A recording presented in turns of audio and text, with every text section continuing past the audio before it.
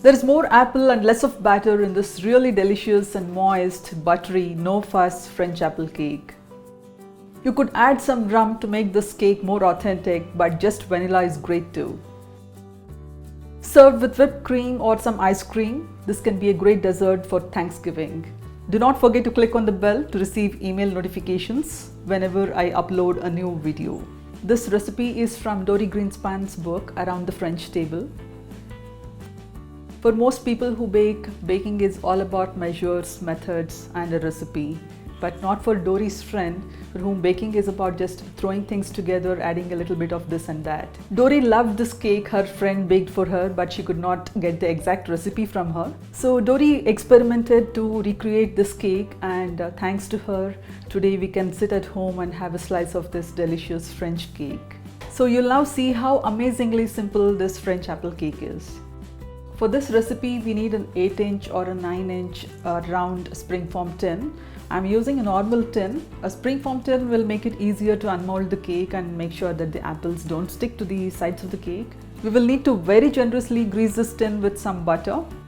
And one more good thing is that the crust of the cake is really buttery and so delicious when it is warm. If using a springform tin, please place the springform tin on another baking sheet lined with some baking parchment.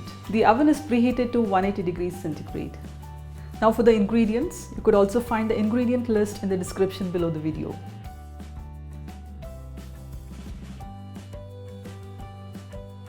So here we have some all-purpose flour or maida. I've sifted this twice with some baking powder and some salt. And then you need 4 large apples, and Dory recommends that you use a mix of varieties for different textures in the cake. I've used 2 Kashmir apples and 4 of these small green Ooty apples, as they call them here. You'll need to peel the apples, core them, and then dice them into 1-inch cubes. And then we have 2 large eggs at room temperature. And we have some sugar here. You could either use caster sugar or you could use regular granulated sugar which has been powdered. Dory uses rum in the cake, but since I'm not going to be using any rum, I'm going to be adding a lot of vanilla and some milk in the cake. If you're going to be using synthetic vanilla essence, please use just a teaspoon or so, otherwise it will really ruin your cake. We have some soft unsalted butter here which has been melted and cooled to room temperature.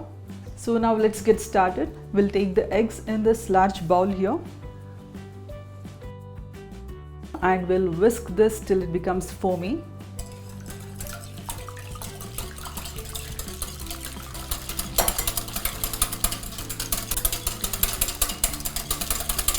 And now we'll whisk in the sugar.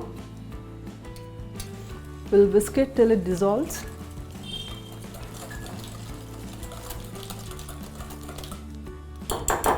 And then we'll add the milk and the vanilla extract.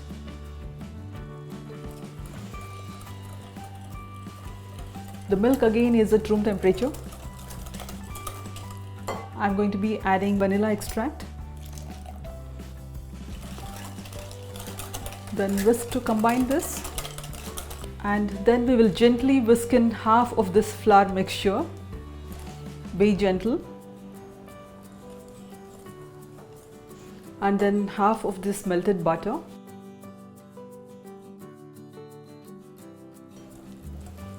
Then the remaining flour mixture, gently again. And then the remaining butter. Mix it in gently.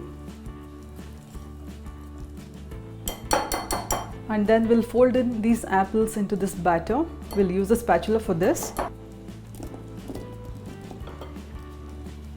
We need all these apple cubes to be coated with the batter.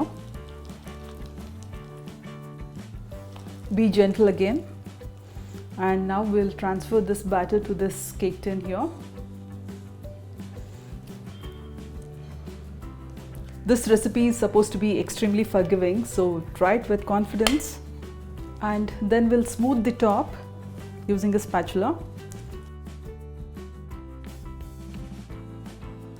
So this goes into the oven for 50 to 60 minutes at 180 degrees centigrade.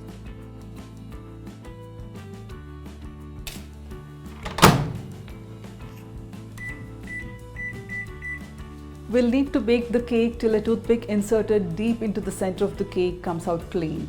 I have this cake which I have baked earlier. We will cool the cake in the pan for about 5 minutes, and then we will run a blunt knife around the edges of the cake to make sure the apples haven't stuck to the sides of the pan. And then we will remove this. Then we need to let the cake cool till it's almost warm or almost cool to room temperature. And then when the cake is almost cool, we'll run this spatula, something like this, underneath the cake.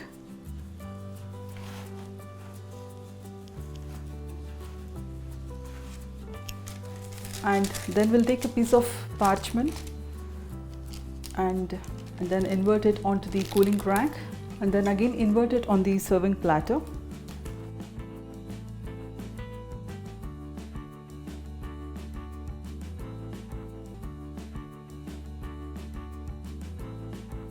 So please do definitely have a slice of this cake when it is still warm with some ice cream. Cinnamon ice cream if possible, as recommended in the recipe. I'm sure that will be heavenly. Please do try this cake and do leave your comments for me. I'll be back with some more recipes and tips. Please subscribe. Please stay tuned.